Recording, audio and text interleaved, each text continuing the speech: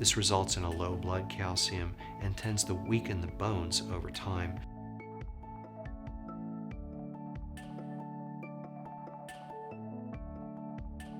Hypoparathyroidism is a relatively uncommon condition, and in fact, when you say hypoparathyroidism, most people don't even know what you're talking about. They tend to think you're talking about the thyroid.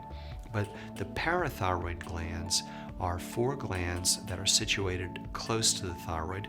That's why they're called parathyroid, and they make parathyroid hormone. Parathyroid hormone, which is often called PTH, is a critical hormone to help keep blood calcium levels normal and to help regulate the amount of calcium that's in bone. You can have an overactivity of the parathyroid glands, which is hyperparathyroidism, or you can have an underactivity of the glands, which is hypoparathyroidism.